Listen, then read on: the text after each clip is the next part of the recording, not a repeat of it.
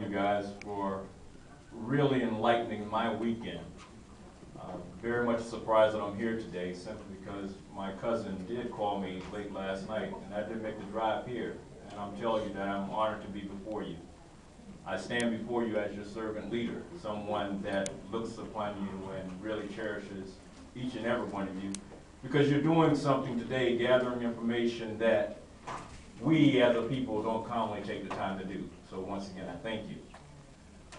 I'm going to give you 5 things today, 5 tips, 5 nuggets with the hope of enlightening you, empowering you so that you can take away today something to make you move forward in the future. And those 5 keys I'm going to share with you today are what I call the 5 keys of success. And those keys are keys in which, if you've ever heard of Napoleon Hill, if you've read Think and Grow Rich, you will know that he listed out 16 things within that book in which he characterized the different characteristics that people of tremendous wealth have had amongst themselves to do what they've done. So those 5 keys that I'm going to share with you, first and foremost, and we've heard it today, you must have a burning desire. You must have something that drives you, something that moves you, something that pulls you along this thing called life. Something that is much stronger than you, as being an obedient person would do. Number 2, you must be decisive in nature. When the grace of God lands upon you, you must first embrace that vision. And embracing that vision, you want to commit it down to paper. You want to then be decisive and move forward, faithfully putting one foot in front of the other, faithfully taking step by step by step. It doesn't matter if you bump against the wall. It doesn't matter if you stumble. The reality of it is it's not you. You're doing it something for something greater than you. And it's not the money, but it could be. But I promise you that that money is simply a tool. And if you pick up my bookmark, you'll see that I say that clearly money is nothing but that. Far, far behind those other things that matter, such as relationships. Because I will tell you that the wealth in relationships, in essence, is the thing that creates that revenue source. So number 1, I said burning desire. Number 2, I said be decisive in nature. Number 3, specialized knowledge. Take it from the music profession.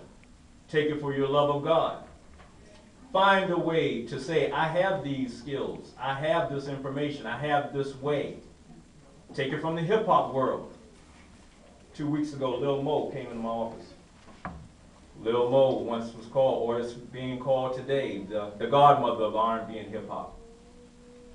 So it doesn't matter what it is that you have in your skill set. Lil Mo, her fiance is a gospel singer. They came into my office because they're talking about creating a reality TV show, and we're going to blend the hip-hop world with gospel to let people know that just because you're in the career field of a particular genre, it has nothing to do with the indication of where your higher calling is. People don't know that her mother and father are bishops, that her godfather is a bishop. And I was fortunate enough to be in the environment when we launched this initial production and all that was revealed. So you've had the burning desire, and everyone can find it. Whatever that might be. It might be like my cousin with lawn care, finding a skill that you do. It could be the love of your legacy that was left behind. Burning desire, decisive in nature, specialized knowledge, discipline. I'm a former Army Ranger, West Point graduate.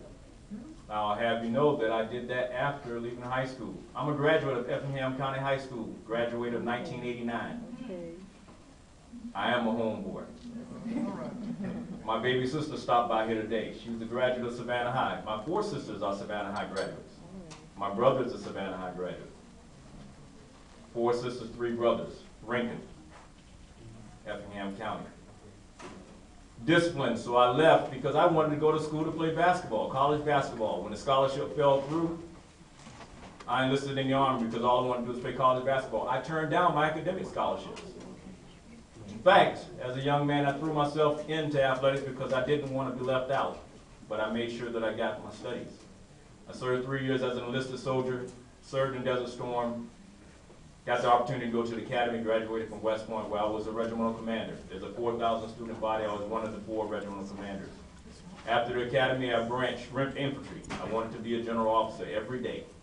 So I was infantry ranger, served at the highest level, had every opportunity to do well. Finished up in the Old Guard in Arlington National Cemetery, went on, did my MBA graduate school, as well as the financial planning at Georgetown. But I will have you know that I've made more money as a result of my personal picking up books, reaching out to people, reading and studying than I did from my college degree. So it had nothing to do with that piece. I've never pushed my cousins or brothers and sisters into college. I've always said, tell me what do you want to have, and I will help you develop the plan to get you there. We're talking about a business plan. We're talking about, that's not something overly complicated. Put it down on one sheet of paper. Make that business plan a life plan. I reached into my pocket because when I heard someone mention business plan earlier, I reached into my pocket because I have laminated in my pocket a personal mission statement. It has things about money on it, but it has my roles. It says to live each day principle-centered based upon biblical teachings and to be a person of value and positive influence in the lives of people within my circle of influence. I felt compelled to be up here today because this is that opportunity to live out that mission statement. Living out those roles as a Christian, husband, father, family member and friend, professional, entrepreneur, and public servant, in which I have a vision of creating an endowment fund of $10 million. And then it goes on some other things. So I walk the walk. I want you guys, that's another action step. Commit your vision down to paper. Believe it. So we got burning desire. We got being decisive in nature. Specialized knowledge. Discipline. And the last piece that I'll share with you today, in which I'll offer up myself to you in this capacity, is to have a mastermind team. It's okay if you don't have all the knowledge. It's okay if you don't know all those things. It's okay if you're not properly equipped. Here's why. If you surround yourself with the right people. That's right, that's right. Everybody work together.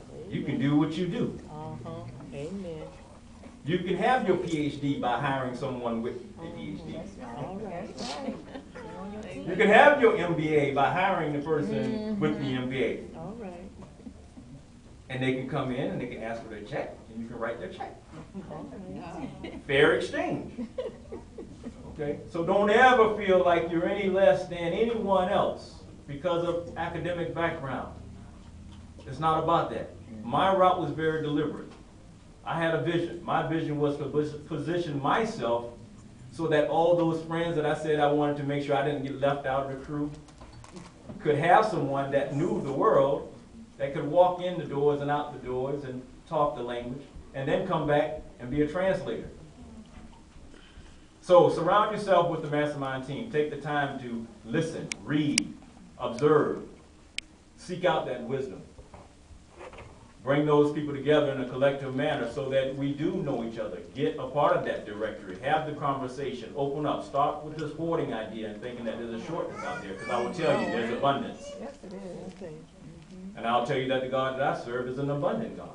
Yes, he is. So don't believe that having a vision and working hard, working smart, should I say, means that you're not serving. Because as I said, wealth is a tool, and I will promise you that you can do more for that loved one that needs cancer treatment, that needs it, and wants you by their bedside, holding their hand. You can only accomplish that if you have the financial means to do so. You can only do more ministries when you have the resources to go do that. So family, because I'm now fulfilling my personal mission, I call you family. I want to say thank you. Thank you once again for giving me the opportunity to step before you. Thank you. And at any time, whatsoever, if you want to have a full discussion, please call me. Give him your Take care. call. God bless. Thank you.